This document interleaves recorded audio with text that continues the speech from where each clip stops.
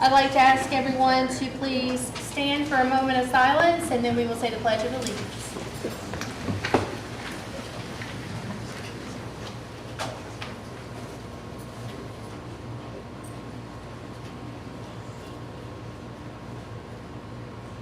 The pledge.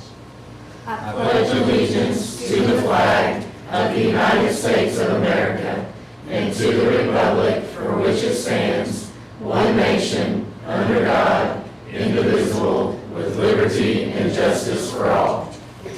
Thank you. So our first agenda item tonight will be adoption of the agenda.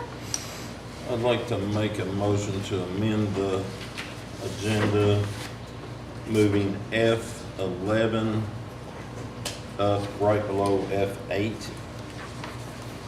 Okay.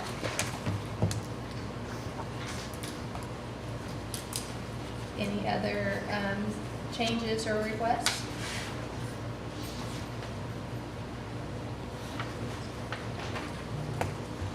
So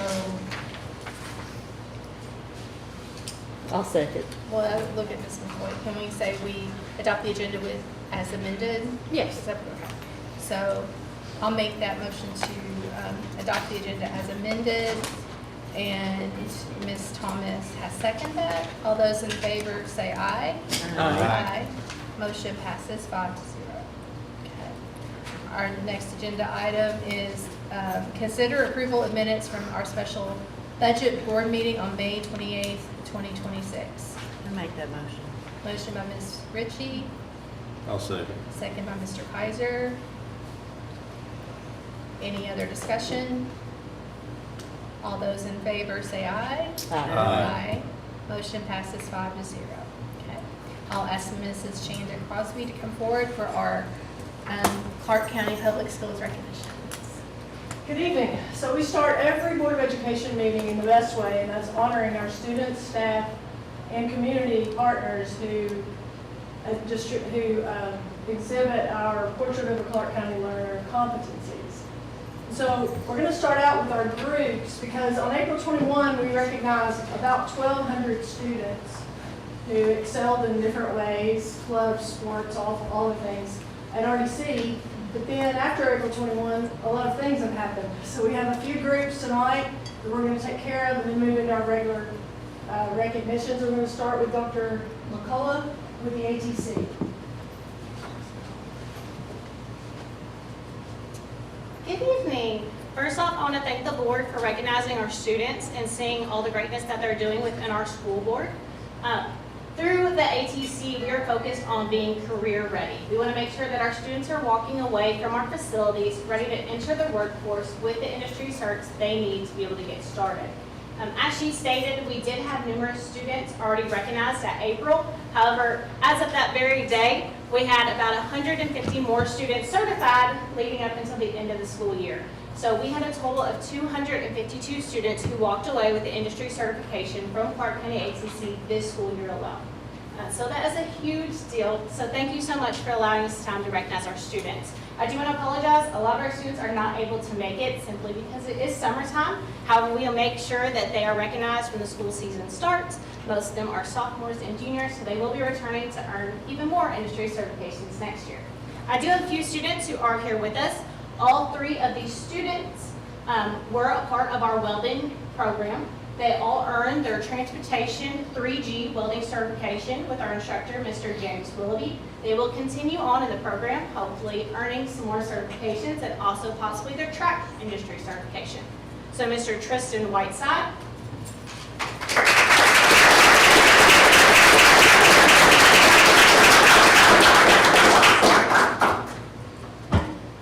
Mr. David Kirkwood,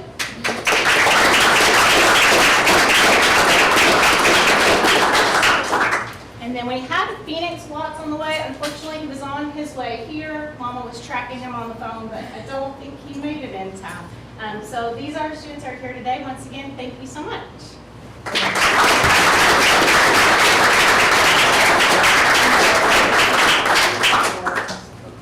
I'd like to point out that on the certifications for these groups, every competency in our Portrait of a Learner is listed.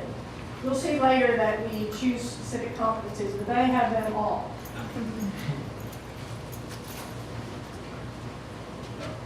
You know, can you see? There we go. Okay, here we go. Great, thank you.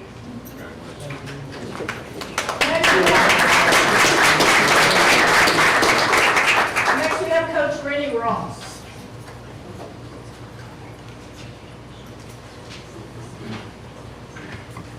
Good evening. Thank you for this opportunity to be able to recognize the 2026 RDC boys soccer team. Myself, along with coaches Tyler Wallen and Will Carrington, helped this team in 2026 finish the season 14-2-0 as Bluegrass Conference regular season runner-up and Bluegrass Conference tournament champions. Is you the champions? We were champions, yes. And this was our fifth in my time as RDC coach. So we like winning, Mr. Howard. Yes, we do. And I have about half of our team here due to it being summer and all kinds of things, but happy to introduce these guys. Fellas, when I call your name, come on up and stay up here. Tate Reese.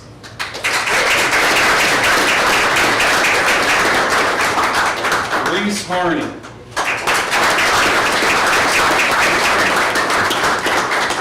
Tucker Harney. Jackson Whalen. Jaden Heisel.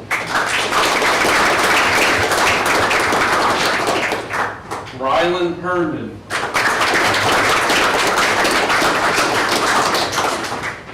Oliver Snowden.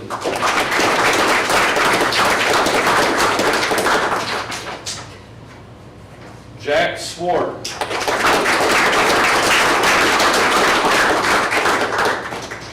Cash Ritchie.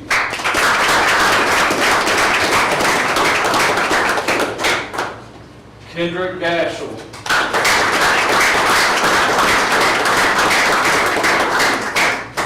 Easton Conley. Ilias Quiros. And Angel Rodriguez.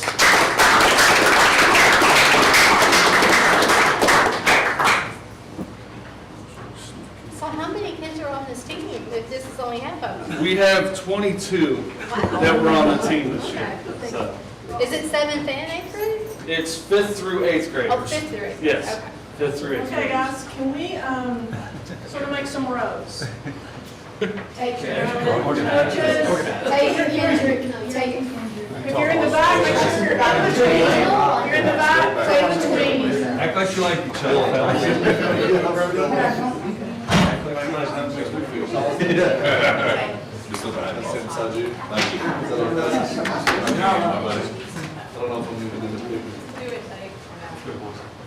Okay, you're hiding. You can't hide. I'm not. You can hide if you want. Okay, here we go. 3, 2, 1. I'm taking them. Everybody's smiling. Eyes open. Perfect. Thank you.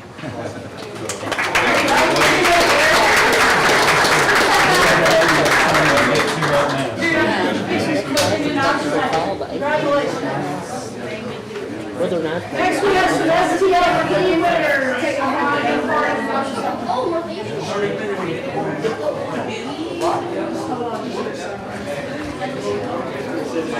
Still winning this Sorry, deal, I gotta yes. practice.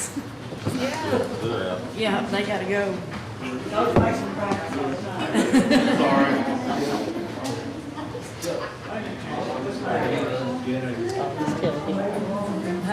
She tell me that? He probably did. My mom and dad are out there too. That was just to take this picture. So STLP, Student Technology Leadership Program. At RDC, we had 3 students this year who were state champions in our state competition in April at Rupp Arena. Say state champions? State champions. Yeah! And so these young ladies had individual products that we sent in, and theirs were winners. So I think Mary Ann Maldonado, she's showing. She was here a second ago. Oh, was she? Okay, maybe she's out in Holly. So, I'll start with Lily Bumgarner. Lily won in the category of logo design. So, she made a logo for Cavalix Christmas Tree Farm, and it was the state champion. She won first place.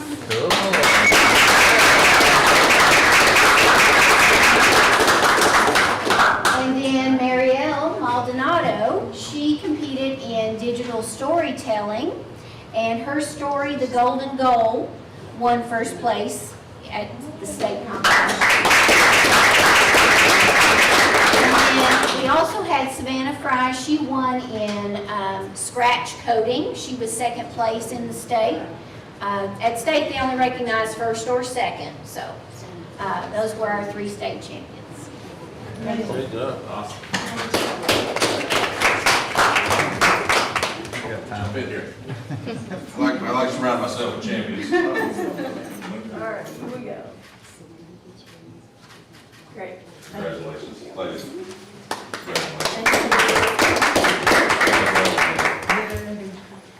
Ms. Christy Bush. Good evening. Tonight, we would like to formally recognize a coach who has outstanding dedication to our community. He has recently organized and hosted a free soccer clinic for our youth from 6 to 11 years old. Anyone in Clark County could come and join in for his 6 to 7 week sessions at the Hannah McClure Community Center. We would like to extend our deepest gratitude to him for volunteering his valuable time and sharing his expertise with our upcoming athletes. This coach is so crazy about soccer, it is unbelievable. He lives and breathes, according to Miss Mary, soccer. And what is it truly called? Football. Football. Thank you for your dedication, Coach, to our kiddos. And tonight, for his passion and his sport, love of our community, and for our football, we would like to recognize Coach Maldonado for his wonderful caring to our center and for helping our kiddos.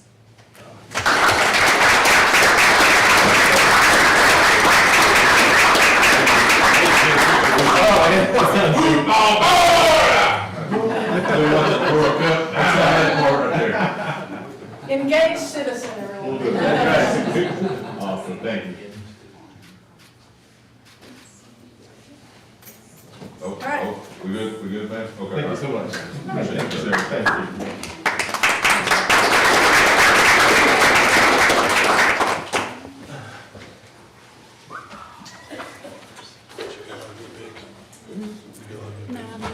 I would like to recognize Whitney Davidson and Mason Guy from Traditional Bank as engaged citizens and committed collaborators. Traditional Bank is a valued community partner and engaged corporate citizen and a committed collaborator that consistently demonstrates its dedication to supporting local initiatives. Their willingness to invest in programs that strengthen our community has made a meaningful impact on those we serve. This year and last, Traditional Bank has generously provided a monetary donation to support our HR orientations, helping us create a welcoming and informative experience for our new team members. In addition, they donated the bags for our summer feeding program, contributing resources that help us better serve children and families throughout the community.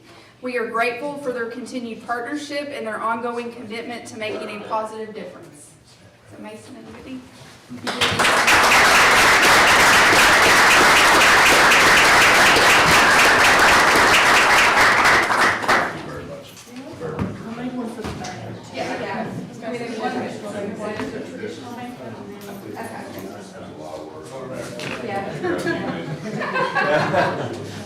Somebody put on there. All right, here we go. Great. Seriously, guys, thank you. Thank you all. Thank you all.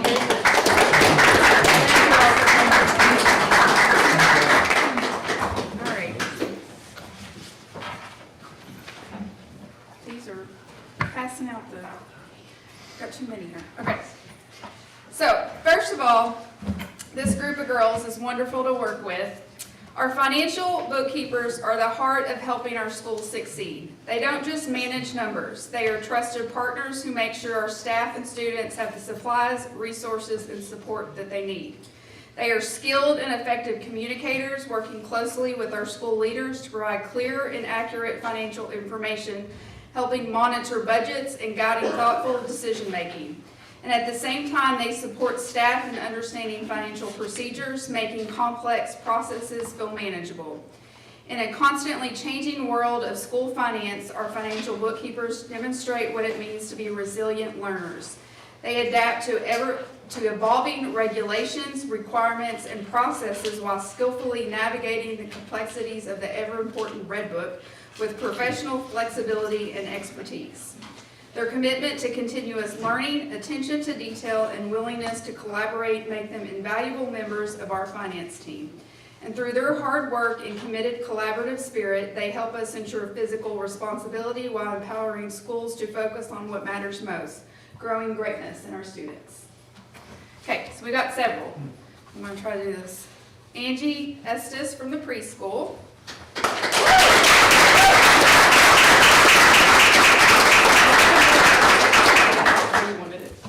Sarah Webb Perlmutter from RDC.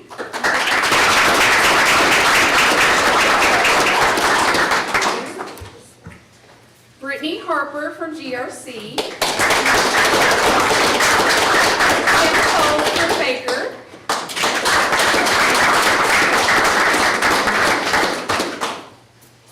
Tammy Fry from Strode.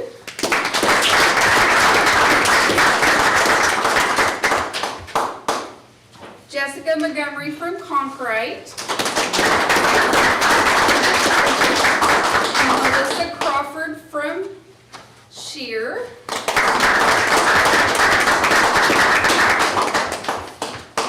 And then Miss Jill Stout couldn't be with us from CIC tonight.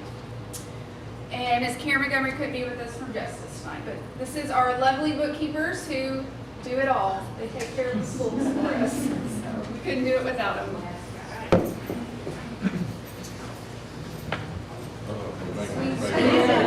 They're all like the same height. That's kind of. Okay, here we go. Where's your shirt?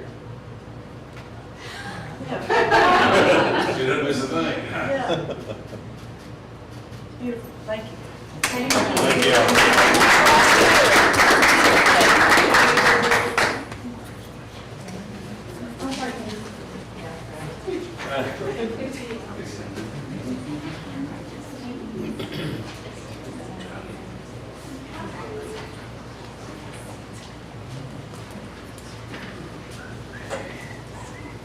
We have one more recognition for tonight. Clark County Public Schools proudly recognizes Mike McCormick for his exceptional leadership and valued partnership in helping us grow greatness throughout CCPS. His impact reaches far beyond guidance and support. He is helping shape the future of leadership within our district. Mike exemplifies the qualities of an empowered leader and an engaged citizen with his commitment to investing in others, sharing his expertise, and building leadership capacity across Clark County. Throughout his mentorship and leadership knowledge, he is equipping our leaders to better serve our students, staff, and community each and every day. His dedication, partnership, and belief in the work that we do not go unnoticed. And we are deeply grateful for the meaningful difference he continues to make in Clark County Public Schools. So at this time, we would like to recognize Mike McCormick.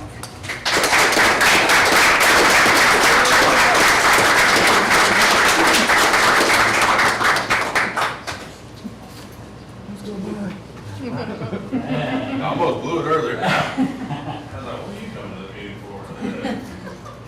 That's cool. Okay.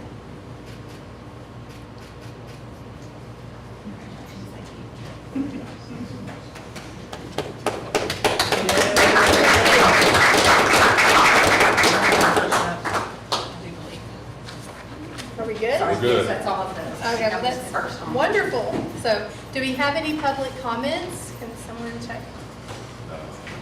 No public comments, okay. All right. Our next agenda item is acknowledgement of CCPS data results in HQIR next steps. Mrs. Ellie Smith. So last month, when we were talking about the budget, we also talked about resources for our staff, which in turn help our students grow. Those are formally called highly qualified instructional resources. And tonight, we're going to show how investing in that also helps invest in our students and how we're growing our students when we invest in those resources. Usually at the end of every school year, we look at our iReady results. If you recall, our iReady is our universal screener that we administer to grades K through 8 in both reading and math. They do this 3 times throughout the course of the school year, and we can then track the data. The teachers, our administrators use this data throughout the course of the year to make decisions. At the district level, we are also using this data to make sure that we are guiding, providing professional development, and then also providing resources for our staff to use in the classroom. Tonight, we're looking at the data a little bit differently. In the past, we've displayed our data so that you could see all 3 windows for all 3 grade levels. And usually, we're always seeing a growth from August or September until May, as we should. Tonight, we wanted to take a little bit different approach to displaying our data so that you could see the correlation to some of the initiatives that we've put in place to date and how that's affecting our student scores. So if you'll go on to the next slide, please. All right, so we're specifically looking tonight on kindergarten and first grade, and you're seeing a 3-year trend, all within kindergarten from 3 years of data, and it's all related to window 3. So we're looking at any time from April to May of our students taking this diagnostic results. You can see from the 23-24 school year up until this year, we have made a 10-point gain across the spectrum with all of our kindergarten students in this specific time frame. So moving from 69% to 79% of our students ready at the end of the grade level with regards to phonics instruction. The next slide shows first grade. Very similar, we're showing an 11-point gain from the 23-24 school year up until this year, so that it's showing that 60% of our students are on grade level or even above grade level with regards to that. So the next slide really shows that correlation that we have been very intentional with training and supports and resources for our teachers. Over the last couple of years, we have invested highly in Orton Gillingham, which is a phonics-based instructional platform that provides the resources for our teachers to use with our students, and also very explicit training. All of our teachers undergo a 30-hour training to be able to teach this course, and it is showing impactful results across our district. As with anything new that we put into place, it takes time for our investments to show that they're working. And over a 3-year time frame, just by looking at our kindergarten and our first grade data, our data is showing that it's working. So we're going to continue to invest in that, continuing to provide the resources for our teachers. And this is very specific just to phonics and phonological awareness in the lower grades. There are more things involved in reading and teaching reading than just phonics and phonological awareness, but that provides that foundational aspect, and that's where we started. When we started looking at the whole scope and sequence and what did we need to do in our district, we started first with just that foundational piece. Now that we have that under our belt, we'll continue to grow in that area, but we do feel that we need to move on and really look at the whole scope and sequence of reading and focus on language, comprehension, and the other strands of the reading road. So if you'll go on to the next slide, you'll look at 1st through 8th grade, just the reading comprehension. So this is looking at all parts of the reading spectrum. And you can show that we have made gains across the course of the 3 years, but a smaller gain of 3 to 5 points moving from window 3 in 23-24 to 25-26. So we've really put a focus on phonics. We've made that very intentional, and we're seeing growth, 10 and 11 point gains. So now it's time to really focus on the whole spectrum of reading, looking at all strands of the reading rope so that we can focus on not just phonics and phonological awareness, but also the comprehension part as well. The next slide. Can I ask a question? before we go back? Yes, go With- for it. How do you measure the reading comprehension? Is it through the iReady also? Yes, yes. Okay. Right, iReady, when we get those reports, it measures all the 5 domains of reading, so we can really pull out the subgroup of phonics or phonological awareness, but we can look at all 5 strands. And we're seeing drastic growth with regards to phonics and phonological awareness, but not as much growth with all the other components. Thank you. And while we knew that, it's hard to tackle everything all at once. So we had to focus on one part, so that's why we started with the foundational layer. And we feel like we've provided that training. We've been able to have coaching with regards to Orton Gillingham. And we feel like we're on a good road ahead that will continue to see those increases. But now we need to make sure we're putting just as much focus on the other components of reading as well. So the next slide shows our plan of what we would like to do to make sure that we're putting as much emphasis on all the subcomponents of reading. So in the coming next school year, we plan to adopt magnetic literacy in grades 1st through 5th grade. That will be a highly qualified instructional resource that our teachers can use when they're teaching reading. And then in grades 6 through 12, they will be using Think Circa, so that all of our staff, teachers in the classroom have research, standards aligned resources that they can use to teach reading and the reading curriculum and standards. This past year, we have piloted across all the grade levels with magnetic literacy. We've put a lot of focus in making sure we're getting teacher input, looking at the samples and diving into all these resources to making sure it's a good fit for our district. We have surveyed our staff, surveyed administrators, and this is what everyone has agreed upon that we feel is the next step in regards to English, language arts, and reading in our district. Very similar in math when we look at those scores. District overall for the last 3 years, we've showed a 3-point gain. Again, not as much as we're seeing in reading, but honestly, our focus has been on reading in this district, and it has been at the early elementary grades and in phonics. So where we are putting our focus and our intentionality, we're seeing the gains. But now we're ready to expand and making sure that we're putting a focus in other areas as well. You can keep going to the next slide. This shows a breakdown, elementary versus the middle grades across the last 3 years. So specifically in elementary, we have had a 7-point gain in the last 3 years, and we've remained stagnant at the middle school area. We attribute that because at the elementary level, while we have not changed our resource, because we do have a high quality resource that we already used in math, but we were being more intentional with coaching. We have partnered with CKEC to provide coaching to all of our elementary schools, and then we have invested highly in manipulatives for our students to be able to have hands-on manipulatives to use in the classroom, so they're not always seeing just the abstract. They're actually learning more hands-on and concrete ways of looking at math. So the next slide also denotes what we plan to do moving forwards. Again, while we are seeing some investments and gains at the elementary levels, we're going to continue the coaching. We are going to continue investing in the elementary, but while we see that middle school, we need more of a focus area on that, we are going to pilot iReady Math for grades 5 through 8. And talking with administrators and teachers, they are excited about having this new resource and being able to pilot that, and hopefully we can see some gains in that area. After piloting that, if we see that it is beneficial and is a good fit for our district, then we would look at next year potentially adopting that for our resource.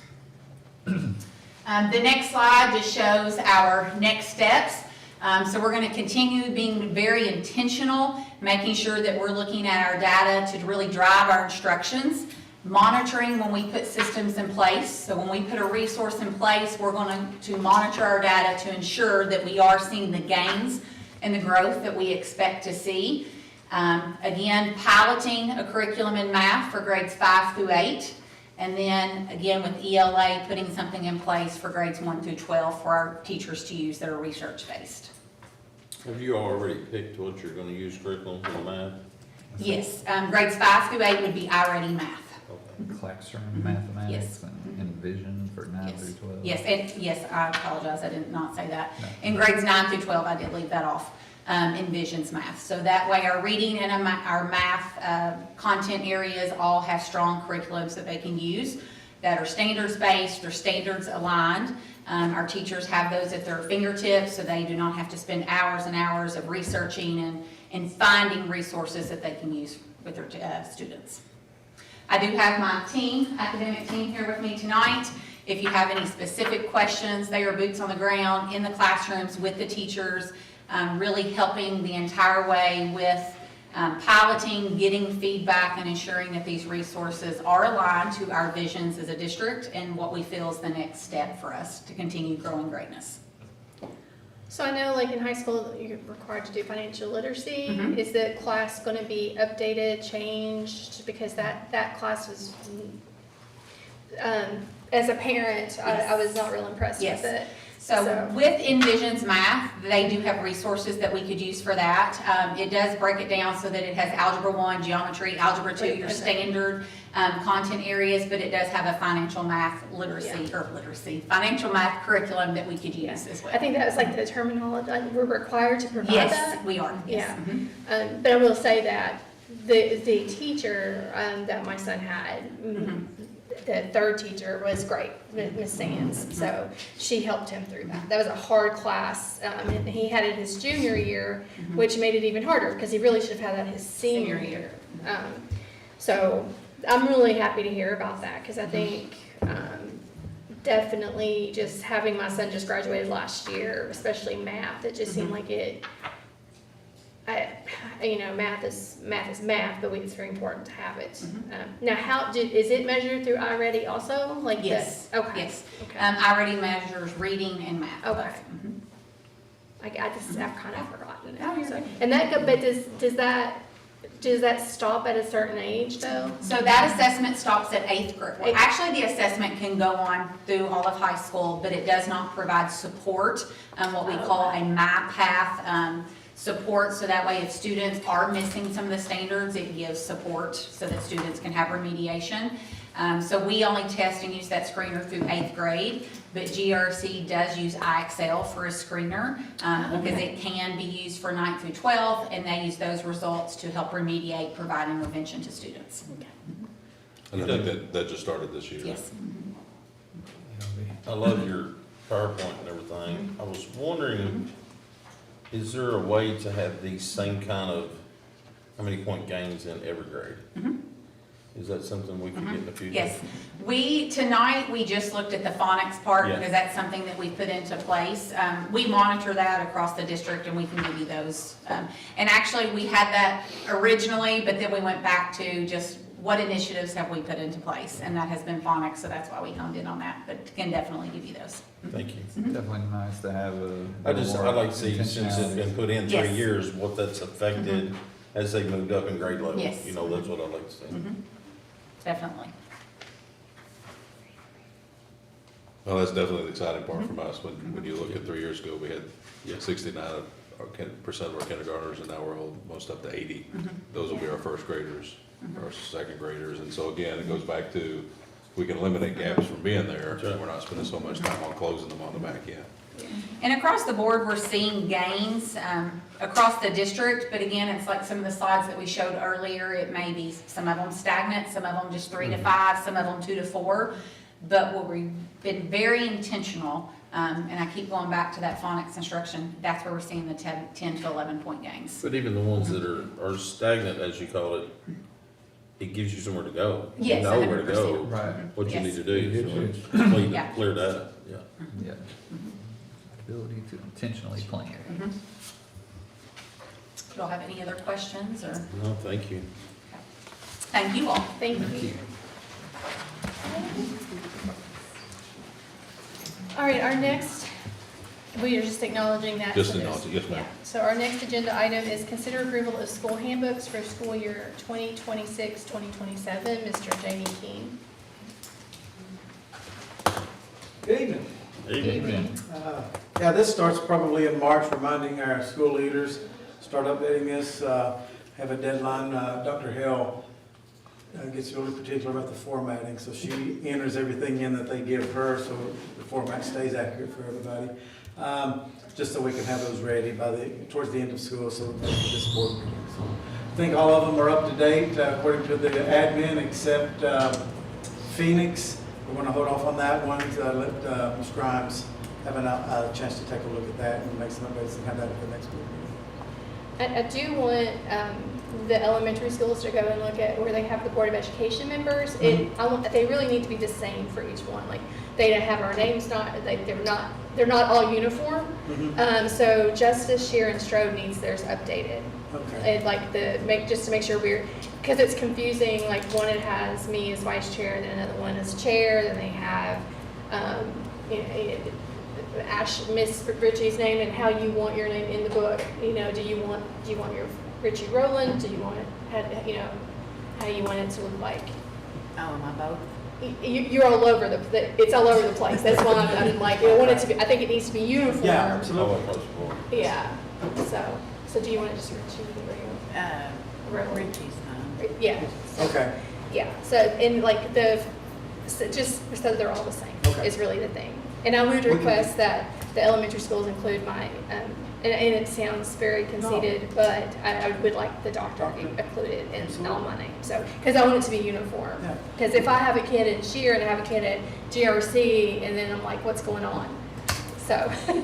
We will make sure that gets uniform this evening. Yeah, it's just the Shear Stroke. Concrete's was, I think Concrete left off one thing, but yeah. We'll make sure that's uniform. And I'm sure they're thinking, there were so many more important things, but I just think for us to be all on the same page as we move into the new school year. That's why we want you to take a look at it. Yes, absolutely.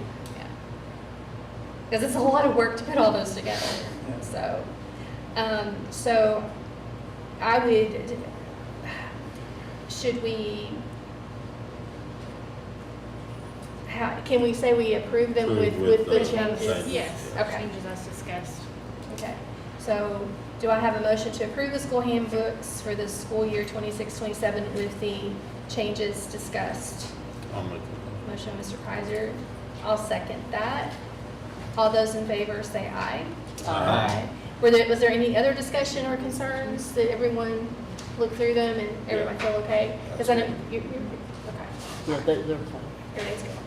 All right, motion passes 5-0. We'll Thank get you. that this evening or in the morning. Okay, thank you so much for all your hard work. All right, we'll have Mr. Brandon Watkins come up and we're going to consider approval of district athletic handbook.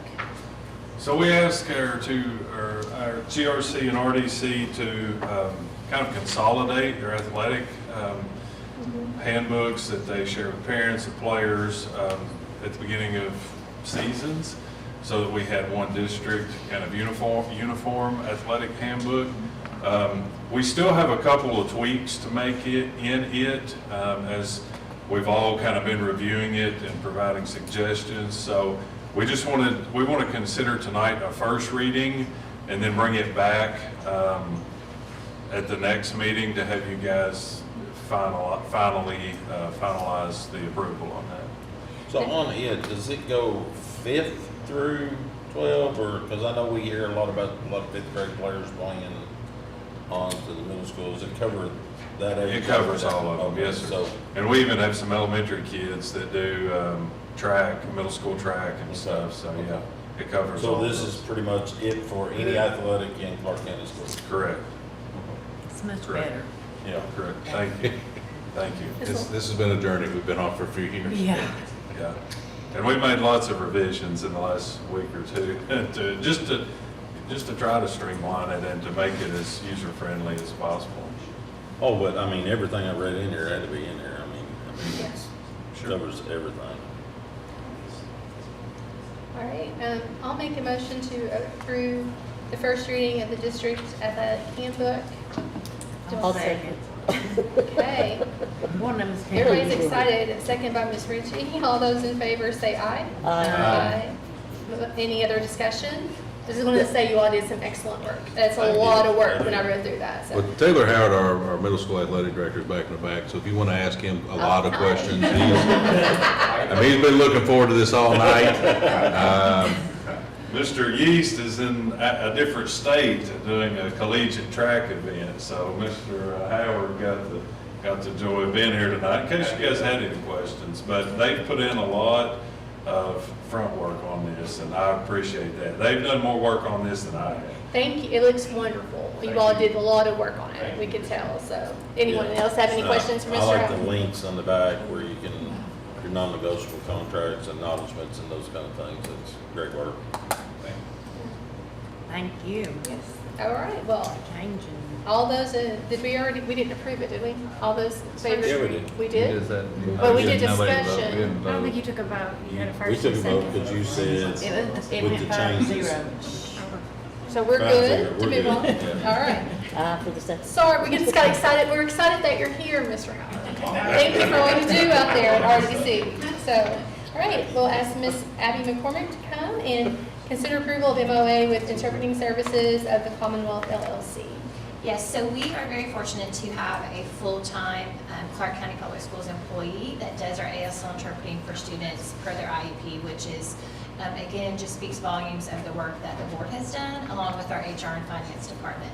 But this is, again, to be proactive in case that person were to be ill, or we need to have another student move in, so that's what this MOA is for. Okay. Do I have a motion? I'll make the motion. Motion, Ms. Ritchie. Okay, I'll second that motion. All those in favor say aye. Aye. Any other discussion? All right, motion passes 5-0. All right, our next one is consider approval of MOA with Karen Hadley, speech and language pathologist. Yes, so again, we are, not too much, but we are fully staffed for speech language pathologists, which just talking to other directors across our region and across the state, we're very fortunate to have that. Again, the work that the district has done and you all have done to help us with that. This is another proactive move. We do have some maternity leaves, which is very exciting, but hopefully we can cover that within, but also just to be proactive, have this contract on hand. The only thing I didn't see on that contract, is there a cost in here, like some of the other ones give you how much they charge? Yes, she does have an hourly rate, so hers is just Oh, per hour. I see it, I see it. Yes, up there. sir. Oh, wow, I'm sorry. That's okay. I couldn't find it. Okay. Do I have a motion? I'll make the motion. Mr. Kaiser? I'll second. Second by Mr. Dorsey. All those in favor say aye. Aye. Any other discussion? Motion passes 5-0. Our next agenda item is consider approval of MOA with Lori Howard Jones, physical therapist. So again, another service that we provide for students' IEP is physical therapy as it's needed. We do not have enough to have a full-time, and so we contract for 2 to 3 days per week based upon student need and based upon evaluations and such that are needed for our students. I'll make the motion to approve this MOA with Lori Jones. Do I have a I'll second. Second by Ms. Thomas. All those in favor say aye. Aye. Any other discussion? Motion passes 5-0. Consider approval of MOA with on-track orientation and mobility services. Yes, so orientation and mobility is a service that's provided to students with visual impairments that allows them opportunity to use cane usage, to get out to the community, to expand on more real-life skills that could be beneficial to them to extend their education. We have just, I believe right now, 3 students who have this service on their IEP. So again, a limited number of students who have this, so we just contract this if approved. I'll make the motion. I'll second. All right, motion, Mr. Kaiser, second by Ms. Ritchie. All those in favor say aye. Aye. Any other discussion? Motion passes 5-0. Okay. Next agenda item, consider approval of MOA with vocational rehabilitation and the community work transition program. Yes, so this is a program that came out approximately, I believe, 10 years ago. We did have this program when I was here prior, working with Ms. Mann. During COVID, it kind of, like a lot of other things, kind of went to the back burner. But we are looking for the agreement with the Office of Vocational Rehabilitation.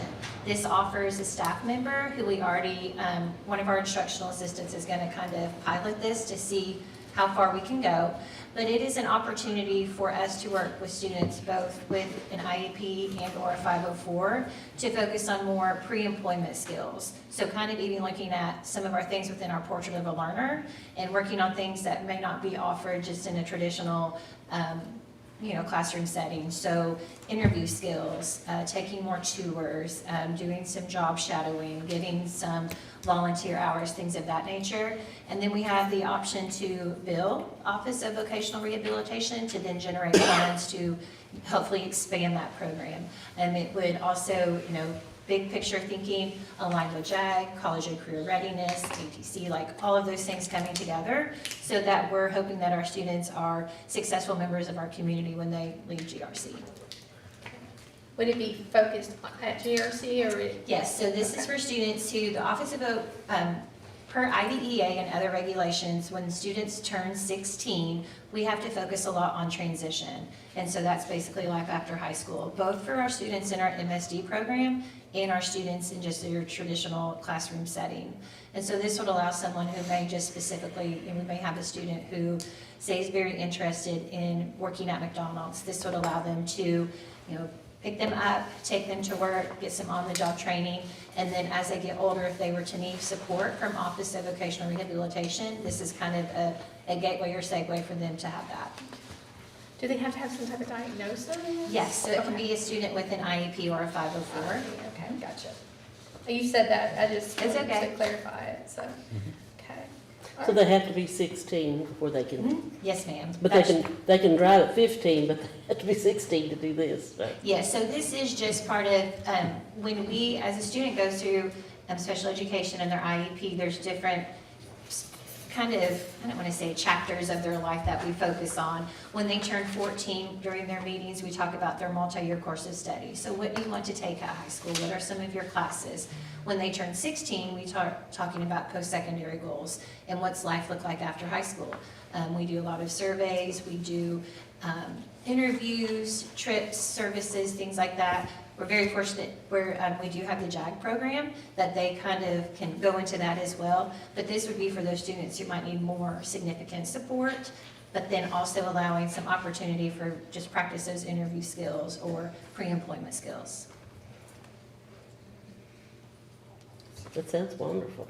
Yeah, we had it years ago, and it's fun. It's a neat program, and we just hope that we can get it back to where it was and maybe expand a lot more with all the great things that we're doing within the district and the community. I'll make the motion to approve the MOA with vocational rehab and the community work transition program. Okay, I have a motion by I'll Mr. second. Keesling and a second by Mr. Kaiser. All those in favor say aye. Aye. Any other discussion? Motion passes 5-0. Thank you all very much. Thank you. Thank you. Thank you, Mr. Foreman. So we have consider approval of KU easement on MLK to add streetlights. Definitely need Okay, Mr. Watkins is going to come talk to Yeah. us about that. Yep. it. Great thing. So, do you have the map on that, Justin? It's on there. Well, we've got a picture of it.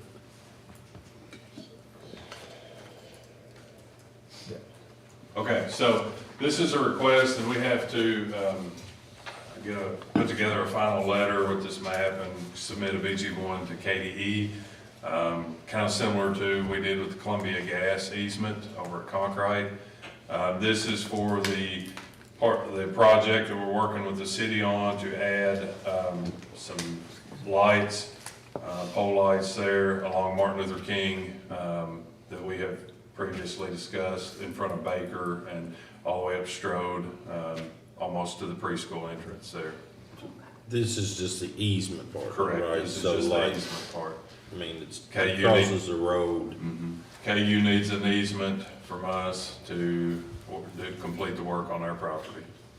Do you know if they plan on boring under the road or trenching across the road? Boring. Boring, okay. And what does that mean? It means they're gonna. Means they're they gonna put won't the have to line underneath the road instead of cutting the road and laying Yeah, it. they won't necessarily have to shut the road down. Yeah. Well, there won't be a repair to the road either, so.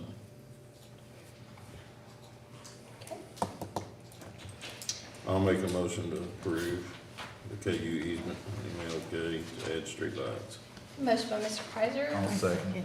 Okay. second by Mr. Dorsey. All those in favor say aye.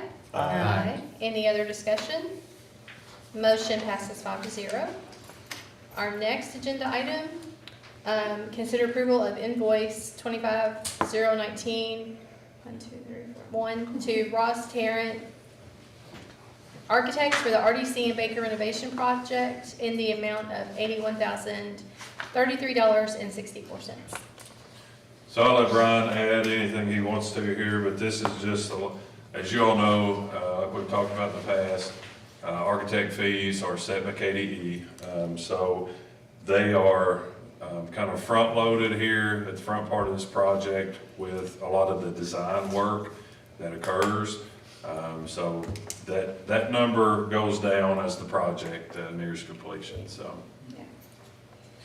I definitely think it was important to have this out and talked about and what it's for. Sure, So, sure. and these are for our roof projects and door projects, Yes, like within RDC. Absolutely. All the work that we're doing over there at the renovation projects, the new roofs on RDC and Baker, there's quite a bit of HVAC work that's going on in RDC, and it also includes the improvements to some of the athletic facilities that we've talked about. So it encompasses kind of that whole project.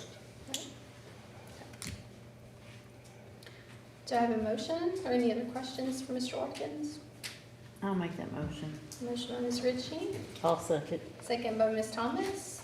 I'm amazed that they're already done with that. I mean, I thought it would take forever. They're No, this is just the design phase. Oh, okay. Yeah, I was no, gonna this say, is- it's done.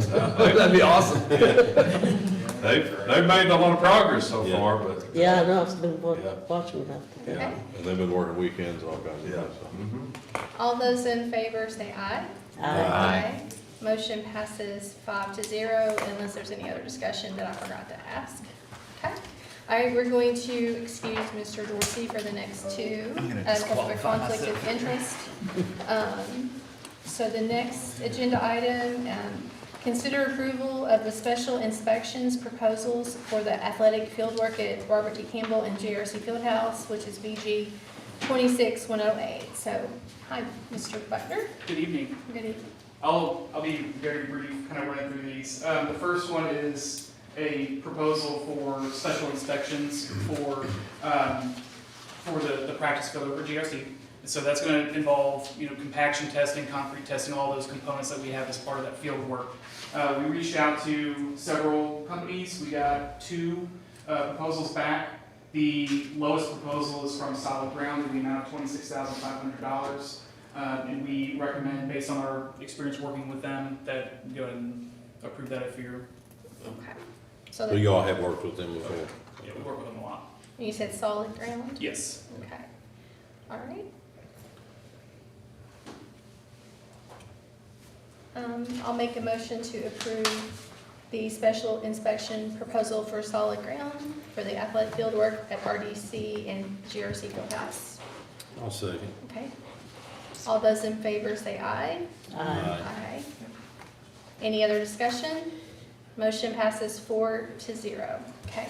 Now, Brian, I don't know if you were here, we moved 11, yeah, real quick, F11. the geotechnical survey proposals for the athletic field work.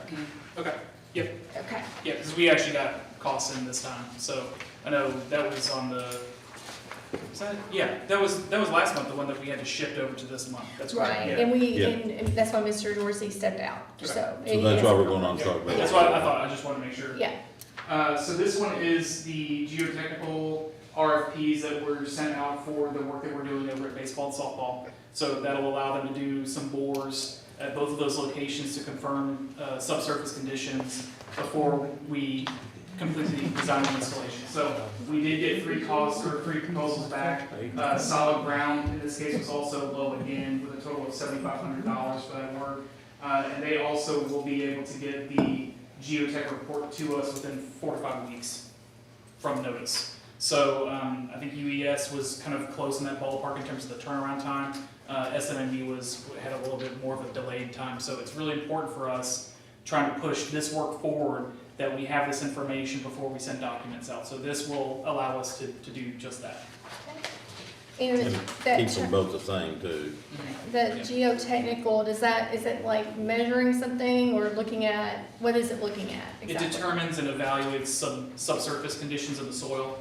So they have a boring well, or it's a drilling rig that goes out and will actually drill bores Okay. into the ground. It'll take a sample out and we'll look at that and see, how much topsoil there is, where's bedrock and things like that, depending on how deep they want to go with that system. So that analysis that they send us, we'll get a preliminary one in a few weeks. So typically like a week, maybe 2 weeks after they actually conduct the boring, they'll send us a final report that we'll have in hand within 4 to 5 weeks. But that preliminary report is really important for us because that'll give us the initial analysis of the conditions that we can design the compaction and all the sub-base surfaces for the turf. Okay. And you're recommending solid ground again? Okay. I'll make a motion to approve of the geotechnical survey proposals for the athletic field work at RDC, baseball and softball fields, PG number 26-108. With solid ground. With solid ground. For solid ground, whatever, okay. All right, I'll second. All those in favor say aye. Aye. Aye. Motion any other discussion? Motion passes 4-0. Okay. Alright, so Bean is coming back Yeah, in. if you all see Ben out there, tell him he can come back. He might have went to the restroom. So the next one, Mr. Buckner, is consider approval of pay estimate 1 to Codell Construction for the RDC miscellaneous and athletics renovation project in the amount of $24,107.20. Craig, do you have anything to add for this? I mean, this tracks with the work that's been completed. We reviewed those. Obviously, they've had a big push on the projects out there, both at RDC and getting everything kind of ready for Baker. So we've already gone through all the shop drawing process through May. Things are on order. Obviously, there's active construction currently over at RDC. Big push out there for the work that's ongoing. So all of these costs that we've seen so far are in alignment with the work that's been completed to date. Okay, awesome. All right. Do I have a motion? I'll make a motion. All right, motion by Mr. Second. Second by Ms. Ritchie.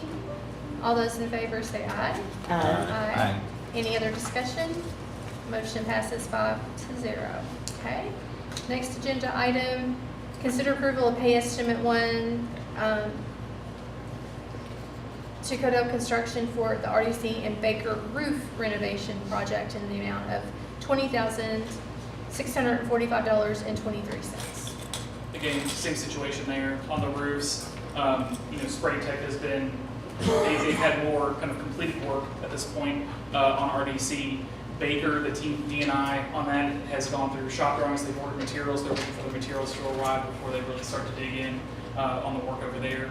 But at RDC, things have been going pretty smooth. We've had a couple of weather delays with some of the amount of rain that we've had over the past couple of weeks, but otherwise they've made a lot of progress. They've done initial removal. They've filled in the areas of the roof, prepping for scarification, and they have a section. I don't know what square footage is up to now, but they had a significant chunk when I was there in the last So week. they've got about 15,000 square feet completed on RDC. So they moved into Area B. Area A is essentially completed. Probably the message to you guys, but when you first go in, the band area, you go down the Shaw Hallway, turn left, and go down toward Arc. That area is wrapping up, and weather holding, we should be wrapped up with Area A this week. Then they'll flip over to Area B. We're starting with Area A because we have ceilings in Area A. So we're gonna get that dried in, so we can then go back to new ceilings in some of those areas. But right now, we're doing really good. I'm very pleased with what we're doing. Can we maybe at the next board meeting get an update on how far we are on all the projects? Yeah, absolutely. Just give us an update so that we know. I'd appreciate it. No problem at all. All right, I make a motion to approve this pay estimate. I'll second. Second by Mr. Dorsey. All those in favor say aye. Aye. Any other discussion? Motion passes 5-0. Okay. move on to the next agenda item, consider approval of the schematic design for the baseball, softball renovation at our Robert D. Campbell BG 26108. Okay, so I'm going to walk through these again pretty quickly. So schematic design, we're just talking about the initial scope and kind of the outline for the work that we're proposing to do out there. We are going to be coming back next month with a DD and CD proposal, or sorry, submittal for review. And so that will allow us to then get the documentation out at the end of July. So that'll be really important for us to kind of stay on track with it. Sometimes we'll combine SDs and DDs, but typically in this case, we're trying to move forward with the information we have. We have received surveys at both locations, and I'll just kind of briefly touch base on what we're doing here. So this is the Hannah McClure location for baseball. So the bounds that we have in red is where they're going to be doing turf on the infield portion of that particular field. Now, in an outfield here, what we had kind of looked at, we're going to do a low contrast striping. The inner diamond piece here will be green, as well as the piece that kind of backs up to the backstop netting will also be green. And then we're going to look to do like a terracotta, light terracotta color for the actual, kind of running path between the bases, as well as to the edge of the outfield. We're including new foul poles, a new electrical box at the pitching mound, so that's going to allow them to use pitching machines with a dedicated power source there.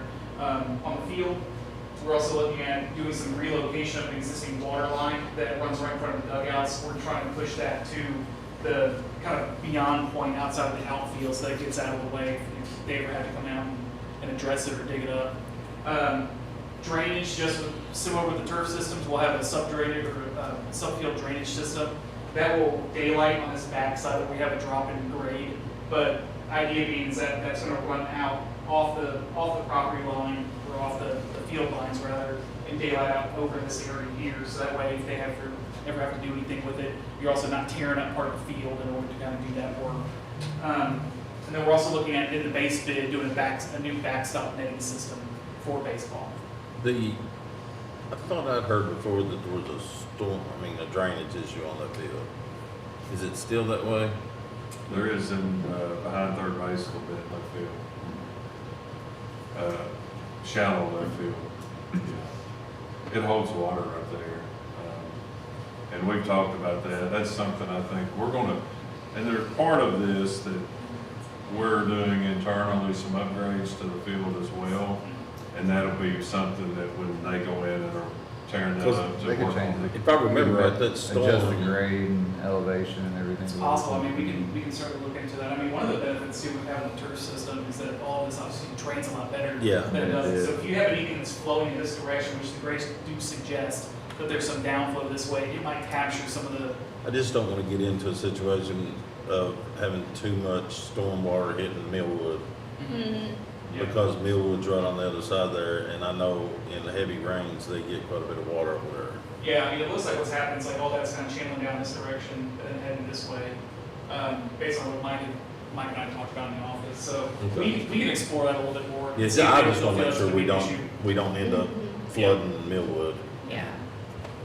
If anything, this work will improve the drainage, certainly on the infield portion of the field, but it may actually take relieve some of the pressure that's causing that ponding to occur off of third. So, Is that the neighborhood off of Kobe? Yeah, so it's Backs up the Dixon. Sorry. Do you all have any questions? Well, I just on want to make sure I this? understood which neighborhood he was talking about, because Okay. I didn't know if it would affect like any of this, like around College Park, but Well, it sounds like it's no, further it's back. lower than all those. Yeah, it goes It's the got opposite. kind of got the opposite effect to where Gotcha. Millwood's kind of lower than the field. That makes sense. Right. Okay.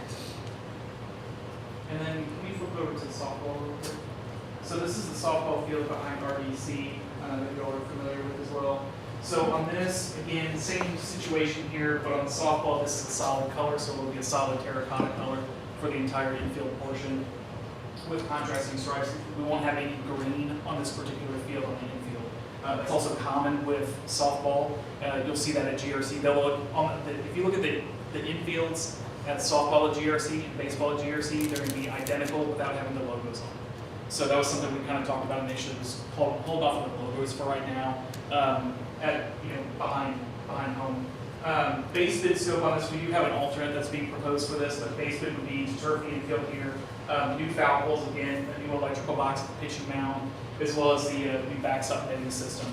The alternate that we're looking into is to go ahead and replace the lighting on this field. So that lighting will be new poles, new light systems as well. So that will be a larger dollar cost item at the time of bid. So we felt like that was that would be a good idea to have as an alternate. So if the numbers come in favorable and that's something that you all are interested in taking on bid day, we can look into doing that. Did one of them have something with the press box or something? Or?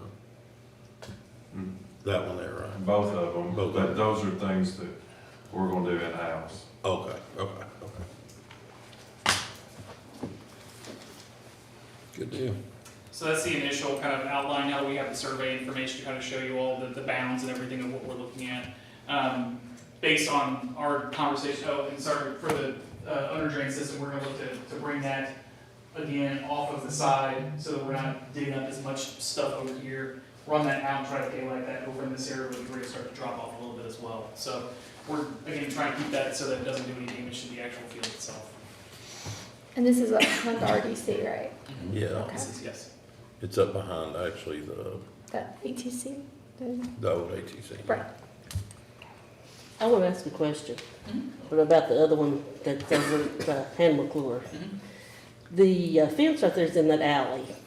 You took in the alley right there. Are you all just gonna leave that fence right there? We're planning to leave the fence as it is currently. Now, we're gonna have to probably take a section of the fence out to allow the drill rig to come onto the field. So that's something that we can investigate, whether we're able to put that section back, fine.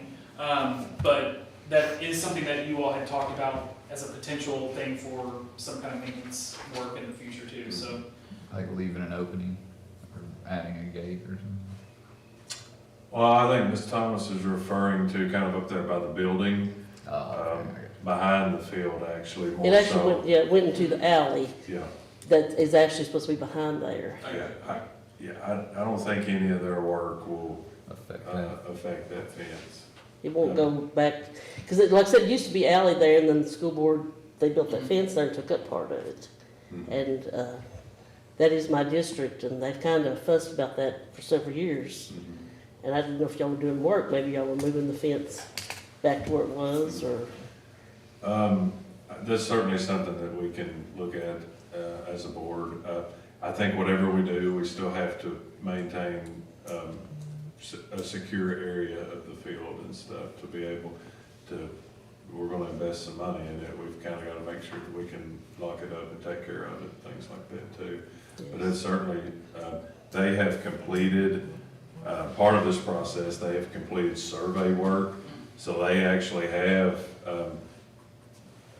updated kind of boundaries of all of the property and stuff that if y'all I would love want to see that survey. yeah, I can share it with you. But if you all want to look at that a little bit, we certainly can. Okay.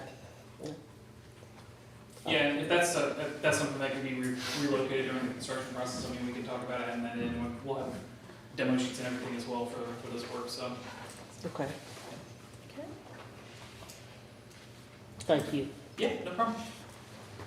All right.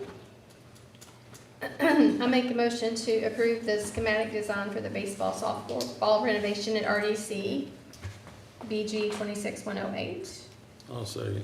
Second by Mr. Kaiser. All those in favor say aye. Aye. Motion passes 5-0. Any other discussion? Okay, we'll move on to the next agenda item.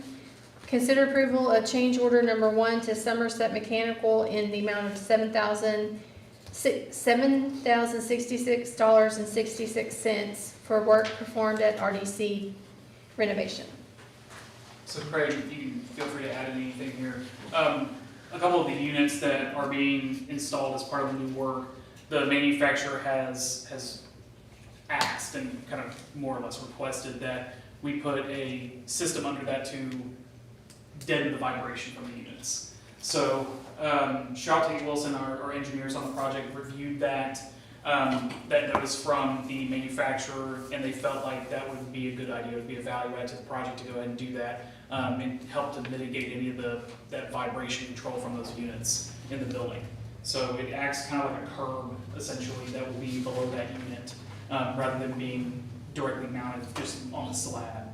So, It's two base rails that go underneath those units, like skids almost. You can get them with or without. The ones you have up there currently have them. They were designed without. You can certainly install without. But when we got ready to do our submittal to shop drawings, the manufacturer pointed out that, hey, just so you know, these don't have base rails. If you added them, you'd probably have much less. Cuts down on a lot of the, it's almost like a harmonic balancer. It'll cut down on a lot of vibration, get a lot of, deaden some of your noise. It's good to have them on there, and like Brian said, it's a value add. So you didn't pay for them when we bid it, so it's an adder that would be beneficial, I think, to you guys. So we said, well, yeah, give us a price and see what it looks like, and that's the price. Okay. All right, do I have a motion? I'll make the motion. Motion by Mr. Kaiser, Second. second by Ms. Ritchie. All those in favor say aye. Aye. Any other discussion? Motion passes 5-0. Okay. Thank you so much, Thank you Mr. very much. Buckner. Now, the only other thing, before I let them leave, is we've had a little bit of issue with just a piece of equipment, and you were talking about updates and stuff, and really, it's very early in the work, and the only major thing I'll let Craig speak to is just some lead times on equipment. Yeah, so when we were doing the design phase and the bid phase, thermal equipment is who was providing the mechanical equipment for this project, the basis of design. So we nailed them down kind of on the front end to what is your lead times for the unit ventilators, your condensers, and the end ceiling and wall units that we're using over there. So when we got our shop drawings approved, we released them, all that went off fine. When they sent back, they came back with some crazy lead times. So since then, essentially they told us we wouldn't have until the end of July, which wouldn't have worked for us. So we brought the email back out from where we kind of had them on the hook when we started this process, and we ran that up the chain. So we were able to get in touch with one of the main guys up there. We were able to get that expedited back down to early July, which is where we really wanted them into June. We've got them now down to July the 10th, which is much better. That's a ship date. These units do not have to come through customs, which was our main fear, because sometimes you can get hung up in customs for a couple of weeks. These unit ventilators will not have to come through customs. So they are to ship July the 10th. Now, we're still working to get that improved. And what I mean by that is we're basically going to skip the line on somebody who's ordered the same units that we're using that may not be as critical and push them back. So I feel like that'll probably improve. If they show up now, as they are telling us they're going to, we should still be okay. On June the 10th, I mean. July 10th. If Yeah. they So got- we can But augment. you're talking some- about 2 to 3 days from ship date. Correct. So we can augment some staff and make up that difference. And Somerset Mechanical has kind of been on board with us the whole time, that, hey, we're not gonna be the reason this falls behind. If we have to, we'll pull some resources from some other places. So I'm not overly concerned about this second, but I think it was definitely worth mentioning and bringing up to you guys, so you guys are up to speed on what we know. Again, I look for those to improve some, and if with any luck at all, if we can back them up another 6 or 8 days, we'll get them when we originally scheduled to get them and all as well. Worst case scenario, they show up late and you see a bunch of mechanical contractors in there pushing through. So we're on it. We've been on it since the first phone call, first email. In about 4 days, we were able to get that much done. So I feel pretty good about it. We do a lot of business with thermal. Somerset does a ton of business with thermal.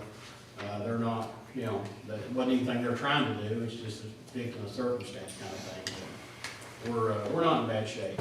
We're just a little bit later than what we might think, but I think we'll be all right regardless. Yeah, I mean, Codell, thermal equipment, our engineers all kind of sat down together during design, like picked those specific units, right, that had the lead times that we knew would fit within the schedule of the summer. We knew it was gonna be pinched, but, that would work.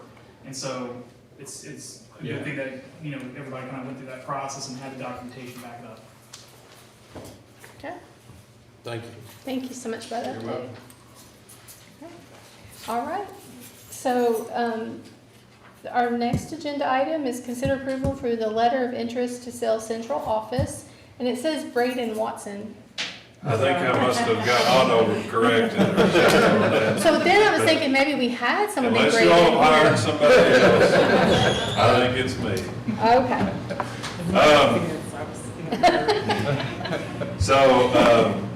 At the last meeting, we talked about going ahead and getting the process rolling for selling this building as we have purchased 273 Shoppers to move the central office to. Kind of one of the first, we talked about ways, and you guys wanted me to get letters of interest from realtors to get that process started. I had one letter of interest from Mr. Lyle Adams, who is here, and I'm going to let him talk about, he and I have had conversations about their experience selling. Obviously, he was the listing agent for the Shoppers Drive property when we bought it. I do feel like he is very knowledgeable and experienced in dealing with commercial real estate, especially locally. And not just because he's the only one, but I do recommend him for this, to take on this venture with us. Thank you. So, my name's Lyle Adams. I'm a commercial real estate appraiser and a real estate agent here in Winchester. I list a lot of residential, commercial, industrial. I appraise exclusively commercial, industrial, large properties. I've got a pretty vast Rolodex of people who are interested in buildings of this size. I list everything at a 3% commission. If for some reason I were to be on both sides of it, I only take 3%. So that's the way it worked out for the health department. Hopefully that's the way it would work out for you all. Any questions I can answer for consideration? Are you with a certain company? Adams Real Estate Services. It's Adams Real Estate. My dad and I own the company. Okay. And you're from Winchester, you live in Winchester? I don't live in Winchester, but I'm from Winchester. From I'm here every Winchester. day. You're here every day, okay. And you graduated from GRC and all that? That's 2005. Well, I didn't need to know the year. Yeah, I worked at GRC when he graduated. That tells you how old I am, folks.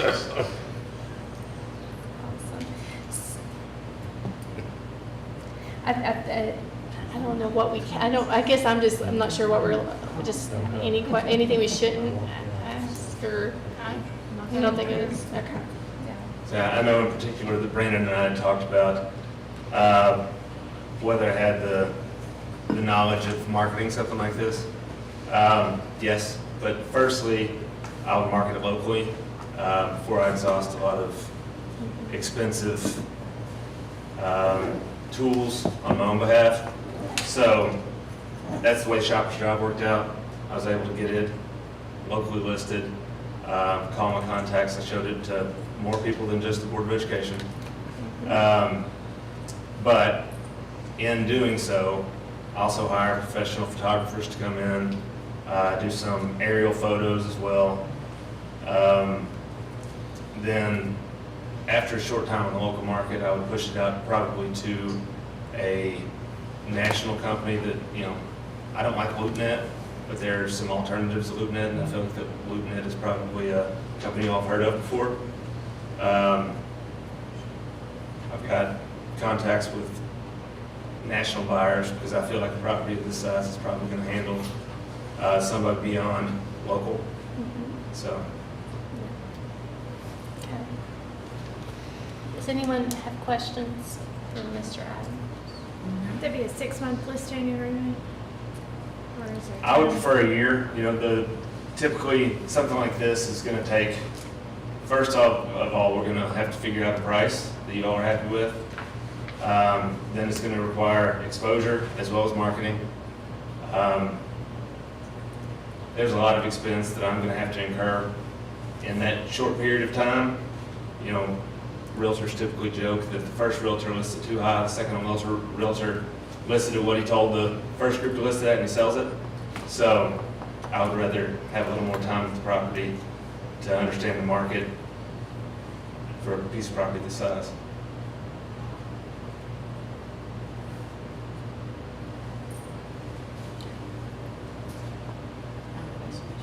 Do you have any questions, Carl? I'm not sure what we're voting on. Just- We are, So, go ahead. all we're asking is that you accept the letter of interest and, I think give us, the power to, enter into a contract with Adams Real Estate Services. Okay. And then we will work up a contract and then bring it back to you at the next meeting for you all to approve. Okay. I just wanted you to be able to ask any questions of Mr. Adams here before we get into a contract, negotiate a contract. What does this motion need to go? So the listing agreement wouldn't be presented until next month, correct? So authorize Mr. Howard or Mr. Watkins to bring back a listing agreement with Adams Realty for the next meeting. What she said, I'll make that motion. Did you get that? And I'll second, so. For a second, there we go. Okay, so we're considering approval of, Well, the actual agreement would be approved at the next meeting, if I understand Mr. Watkins correctly. It would be to authorize, I think we're approving this letter of interest yes, to Sales Center Office and Mr. You see. Howard and Mr. Watkins to get a contract ready for the next meeting. yes. okay. All right. Isn't that what y'all said? Yeah. Enter into or That's create a perfect. contract. All right, all those in favor, say aye. Aye. Any other discussion? We appreciate you coming in and meeting with us, I'm sure. Thank you for having me. Thank you, sir. Okay, motion passes 5-0. All right. I'm going to ask Miss Alicia Ellis to come up and give us our financial update. Good evening. Good evening.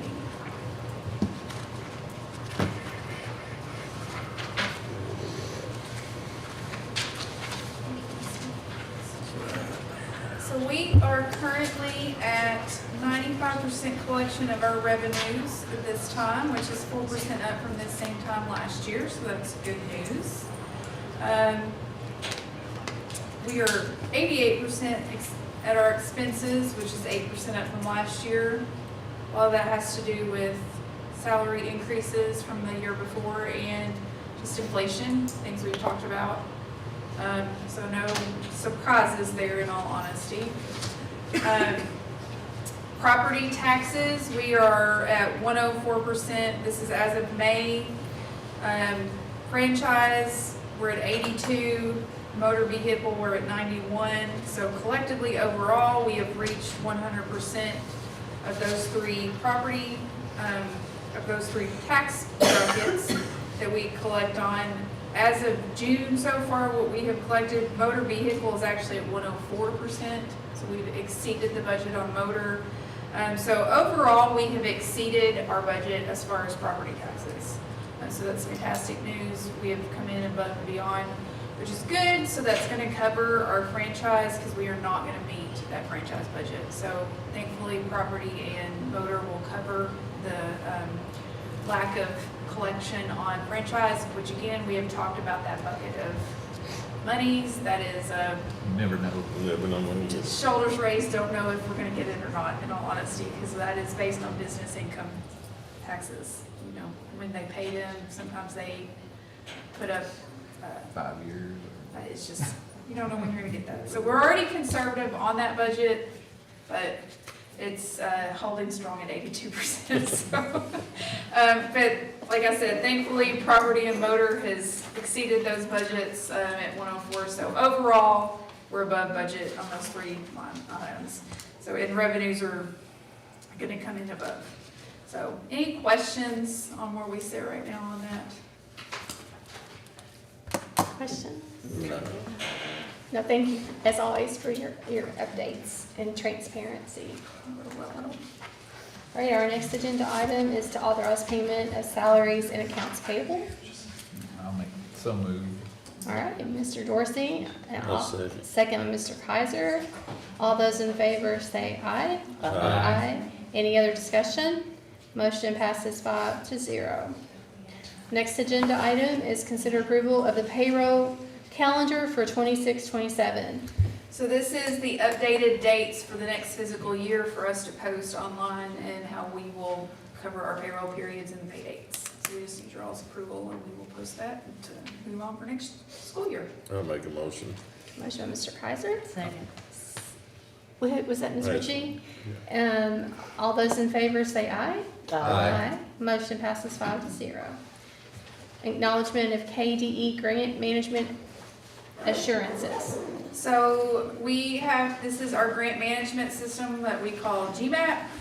They make us go through and click yes on every single one of these 52-page item Took me forever to go assurances, basically that we are going to comply with all of these in order to have our federal grants. So this is our assurances, and then they have to be board approved, and then we make a lovely little statement that Mr.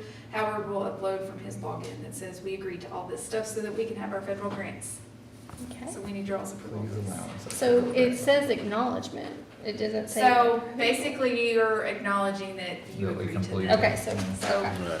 You don't really have to approve them because you gotta do them. You gotta It do doesn't 'em, matter doesn't if you matter. like It's it or enough. not. Otherwise, Okay. not Yeah, gonna if you matter. like You're not gonna federal get grant your money, grant. continue. Well, we definitely want to say yes to all that. So the statement reads that the board acknowledged on this date, We acknowledge it. and We then you acknowledge put the it. date in that you, Gotcha. so that's why we say acknowledged, because the statement says the board acknowledged on so-and-so date. Gotcha. All right, our next agenda item, consider approval of fidelity bond for 26-27. So as your treasurer, I have to be bonded, so it is you all approving my fidelity bond, Okay, for me I'll to be make that bonded. motion motion by Mr. Dorsey, to approve. and I'll second that. All those in favor say aye. Aye. Motion passes 5-0. Any other discussion?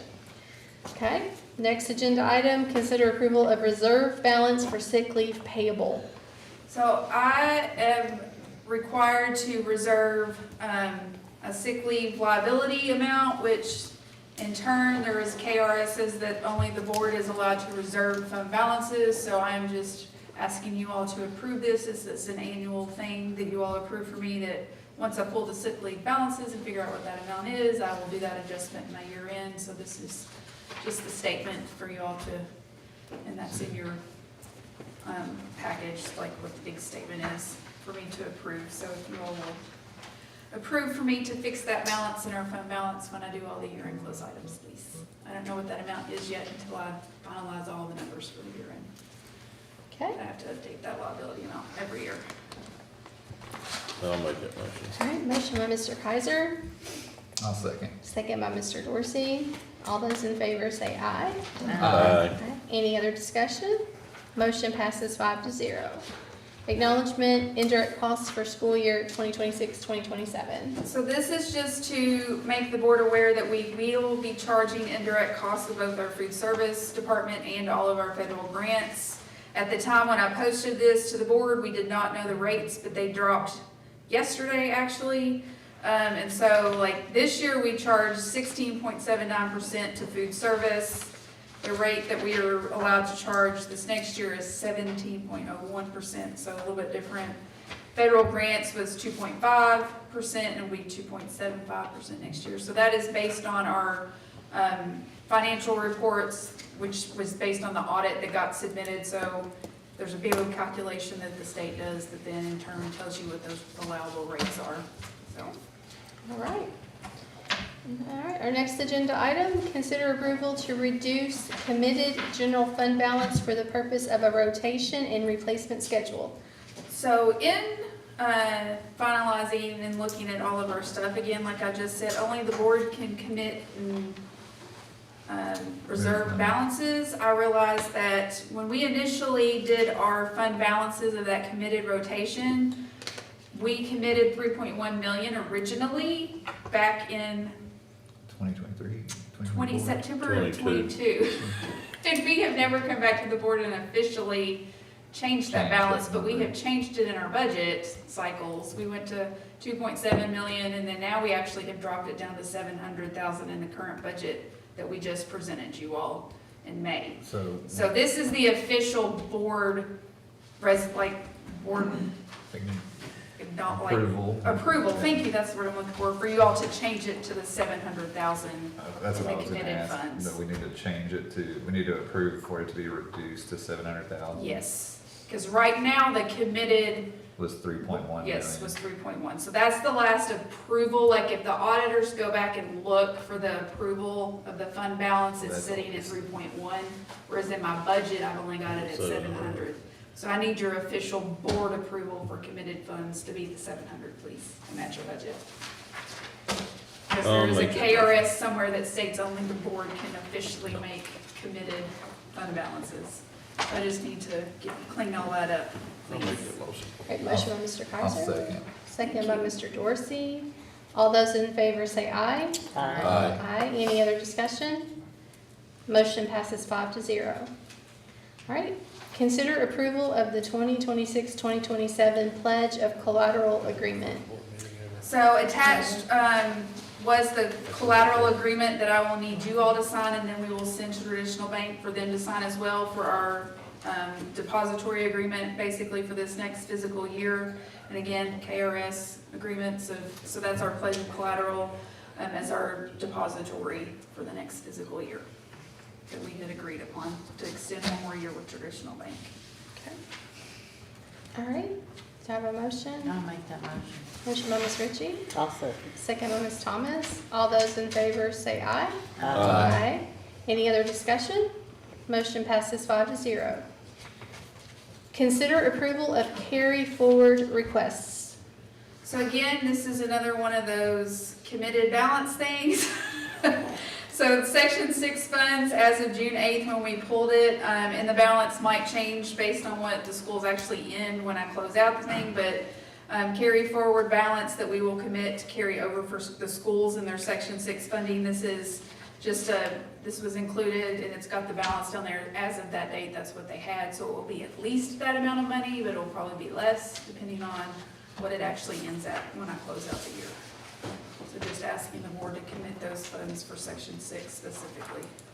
There we go. So they get to use that next year? Yes. That's good. Yeah, and if they had told me specifically what they were gonna use it for, I kind of made a notation so you could see that. Some of them had wanted to carry it over to use for like an instructional assistant position or something like that. So some of them have a larger balance than some others because they had a specific intention for it.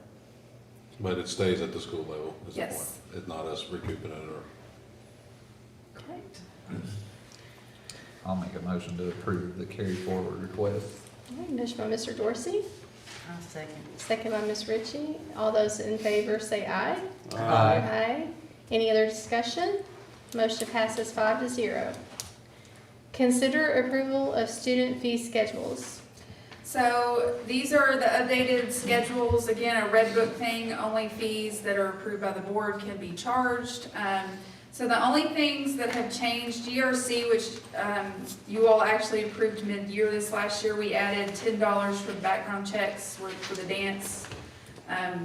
Dr. Hiley stood before you all and asked specifically for that, but they just wanted it listed on their schedule, so it was kind of transparently listed. So that's the only thing that changed on GRC. RDC with the Paxton Patterson Labs coming in, she had several class fees listed for different CTE classes that are not gonna be there next year because of the Paxton Patterson. So she removed those and then added a Paxton Patterson lab fee for $20.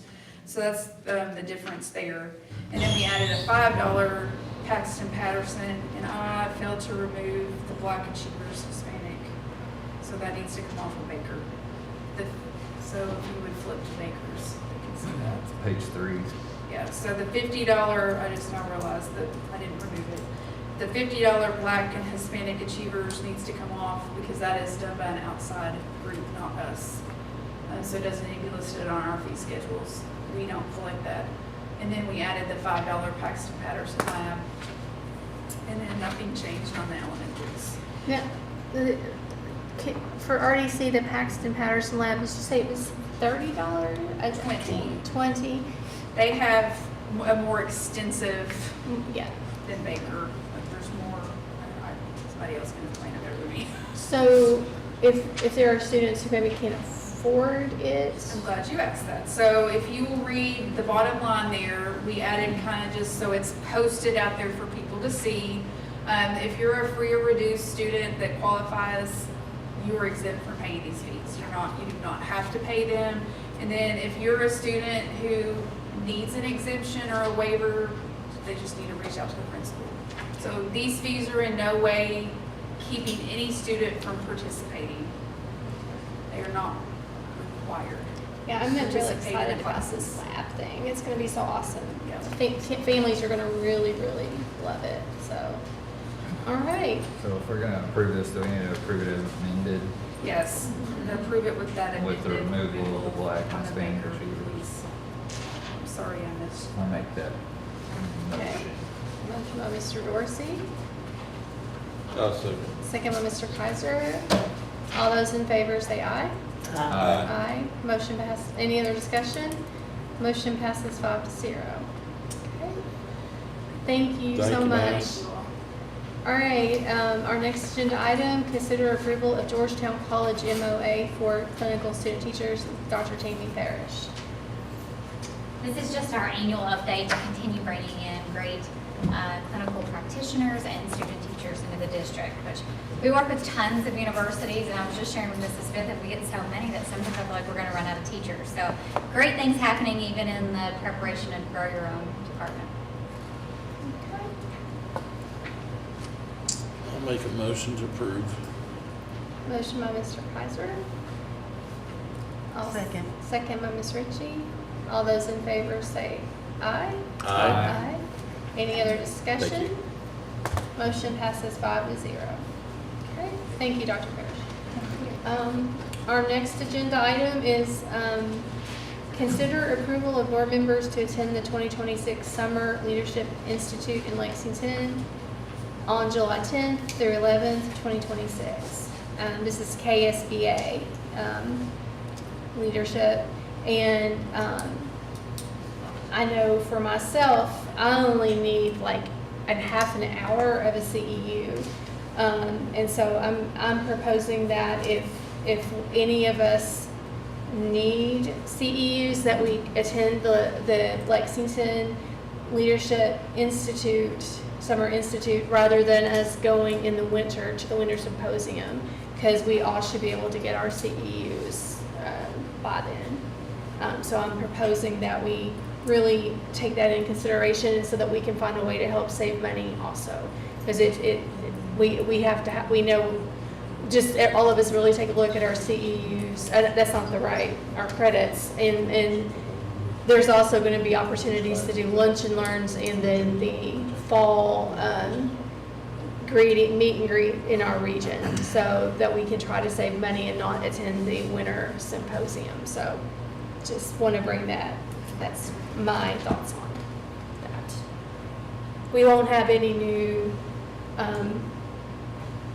unless someone does a write-in, we won't have any brand new board members in December. The only downside of this is that it is on Friday, like. Friday and Saturday. Yeah, I mean, if I need CEUs, I don't know if I'd be able to get there get off work that quickly to be there, but. And if you can't, that's understandable. I just try. know, like, I'm not planning on attending the winter symposium because I don't need to, and I'm just trying to find, all of us to just. I completely get. I understand. Yeah. Yeah. Yeah. If I can make it work, I'm all about it. Yeah. So all of us just take a look at ours, and it just, if you can go, try to do that so we won't have a hotel cost, that sort of thing. It'll really cut down. Especially being in Lexington. Yeah, and actually it was in Lexington last year too, so I'm surprised they had it again in Lexington. They usually do it at the Marriott. Oh yeah, it's right off the exit, so.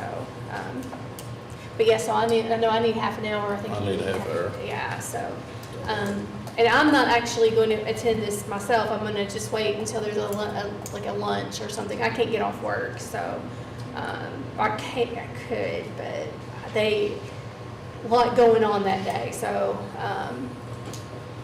but I think it's important just that that if you want to If you attend wanna go it. to this, yeah, Yeah. I make a motion that whoever wants to go to the summer one can go to the summer one. Okay, motion by Mr. Kaiser, I'll second. second by Mr. Dorsey. Any other discussion after we vote? What's our vote? We didn't vote, so. Are we voting now? I'm really, it's been a long day. Oh, Whoever wants to go, can go. I forgot how to ask that. It's just been a long day. That's just impossible for me. Yeah, any other discussion about that? Okay, motion passes 5-0. All right, our next agenda item is consider approval of first reading of KSBA updates to policy and procedures. Mr. Howard. Sure, so, what we've got about 171 pages, so it's a lot. It's a lot. What I will say, a couple things. We specifically contract with KSBA to make sure they send us our own policies with revisions coming out of the legislative session primarily, which is almost all of this.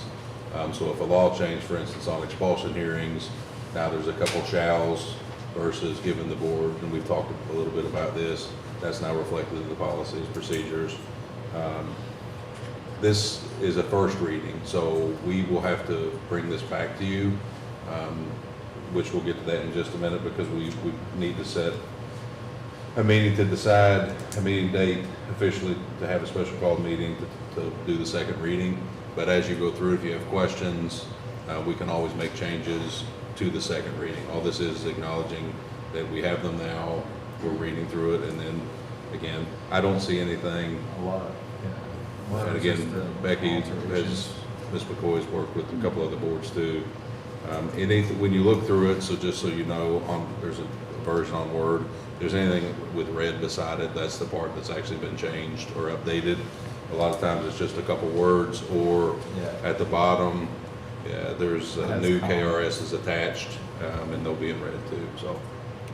It talks about like it's talking about a reading program, and it has a third, teaching from a third or a three-tiered approach. Does that, it's in there. Ms. Smith is looking at me like I've lost one. But it talks about teaching from like a three-tiered approach for reading. Policy training. I don't remember, because I was reading it on Sunday, so.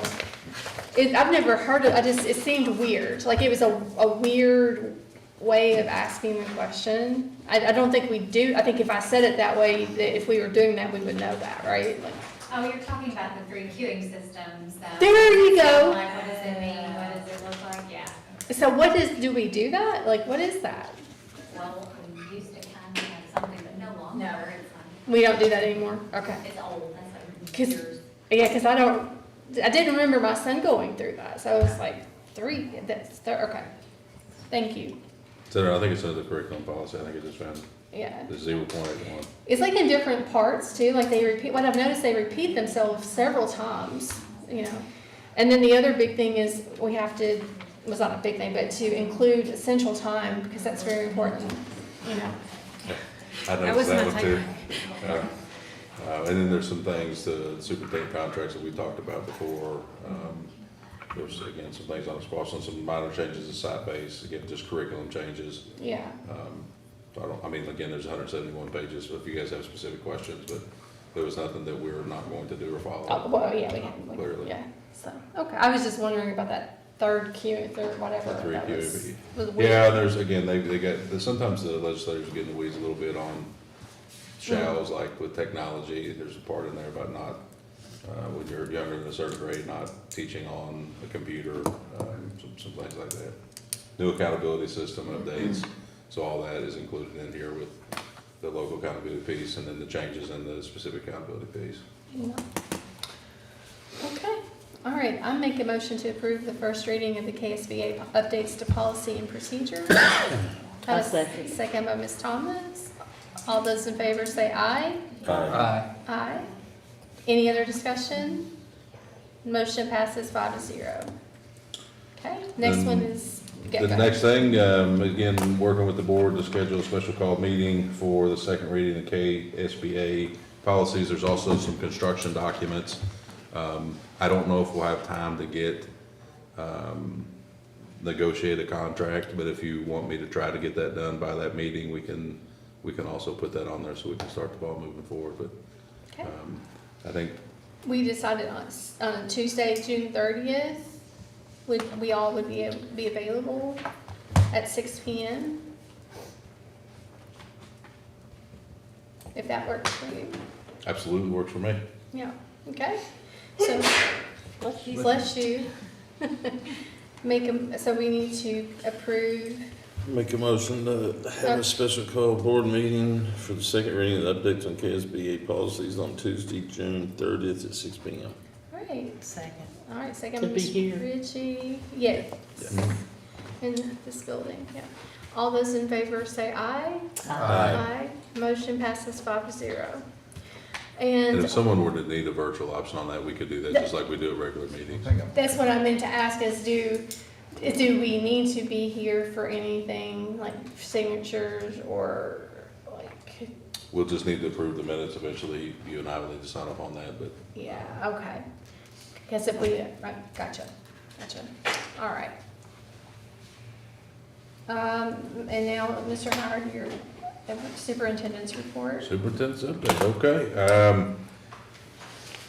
We haven't, it's been not been that long since we met, but a couple things I want to kind of highlight. So I've printed off some pretty good flyers that are going out in the community, just reminders, including, we've now started a weekly snapshot for the Hannah McClure Cardinal Community Center. So those are the classes that are going on each week. We also have updated the website. You can go to the new website. It's under departments. So if you go to our home site, hover over departments, you can click there and you can now schedule. There's a new link where you can click and schedule or rent or register for usage of the facility, whether it be if you want to have a birthday party, you put your information in there, it goes straight to Ms. Bush and her staff. It also highlights the Friends of the Center, so we're really, again, leaning into our vision and mission of connecting the district and community as one, and our community has stepped up big time through Ms. Bush's efforts to connect with them. So those are also listed on that. So you'll kind of see that coming out, which is a little bit new. Our feeding program, summer feeding, I talked about this last time. We had our second rotation. We went from 1,000 meal packets to 1,200 meal packets. We'll work on getting that number higher through KDE. We are limited. We can only have a certain number based on their approval. If they approve us of more, and we'll keep asking each time, then we will get more meals because we gave out essentially 24,000 meals at this last drive-in. That's about 12,000 breakfasts and 12,000 lunches. So a huge shout out. Again, we recognize one of our partners, Traditional Bank, came over and actually helped us hand out packets to our community, to our families. Our maintenance crew helps out when they can. We've got various volunteers, always our food service crew. So again, just huge shout out to those folks. I think even the police helped us with some traffic things. I saw Chief Hall with blue lights on one time. I think it was just to reroute traffic. The book bus is back. So we also put in information. You can catch it at the Save-A-Lot. Again, Monday, Wednesday, and Friday it runs at different times. Monday it's at Save-A-Lot, Trap Fox's Grocery Store, Memorial Park, and First Christian Church. And then again, each day we go to different sites, so we're trying to get around the entire community. That is different than the library book bus. They're both great options, but we've also, through hard work and donations, huge shout out to Miss Allison, the bus driver. She will not let anyone else take that route. In fact, I think everyone's scared to even ask to take it other than her, because she loves spending time and seeing smiling faces, and they truly build connections and relationships throughout the summer. A lot of times the kids come back, again, to get the free book, but to hang out with Miss Allison for a little bit. She is truly a light in a lot of our kids' lives and families' lives. So big shout out to her. We are working on back to school nights. This is just for you. These are tentative, so we may have some movements around that, but I wanted to make sure you can kind of put them on your schedule, because I know you guys like to get out and about. And then we're starting, July will be here, but before that, we'll close out the literacy liftoff. It's been going wonderfully under Ms. Fitton's leadership and her staff. Again, free transportation to and from, 2 meals, and closing gaps with phonics, reading, and then even adding a piece of mathematics this year. And that's 5 days a week, which is also a big jump from last year. So just like we talked about closing those gaps, we're also trying to limit summer learning gaps where kids stop doing academic activities with high-quality folks in May and they don't come back to August. We're changing that here in Clark County. That's free for anyone that participates. Aftercare will be all summer long, because we talked about opening up a second daycare for our staff over at BCTC, so it'll be the Nest at BCTC. I didn't come up with this stuff. It'll be expanded opportunities for our classified staff, so we're really excited about that. It'll be open all year long. And then professional development, we'll bring our principals and directors back in the week of July 20th for our own mini retreat, so we won't be going outside. Again, we're trying to be very cognizant of expenditures. We'll be getting done hotel rooms, things like that. We'll do a lot of that in-house team building training right here, so I gave you kind of a schedule, so if you're free, stop by. You know, our district leaders would love to hang out and spend some time. And then in July, I'll kind of give you next steps on first day of school starting, teacher report dates, PD, but we'll have a new meeting before then, but wanted to cover kind of some things that were going on at the end of June and then starting right back up in July. We don't, contrary to popular belief, we don't take the summer off. We actually work pretty daggone hard for our kids.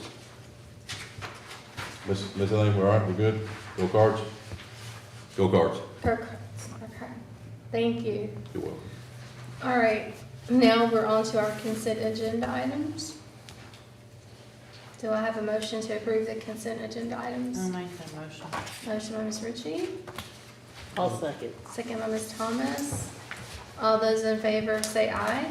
Aye. Any other discussion? Motion passes 5-0. Okay. All right, and now,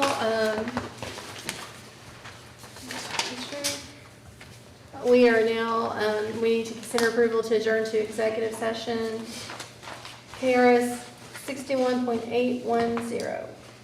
Do I have to read that? So whole thing? moved. Okay, thank you. I'll second. Okay. All right. So motion by Mr. Dorsey, second by Ms. Thomas. All those in favor say aye. Aye. Can we have a Motion brief- passes 5-0. Can we have a brief recess? And we are in closed session at 7:52 PM.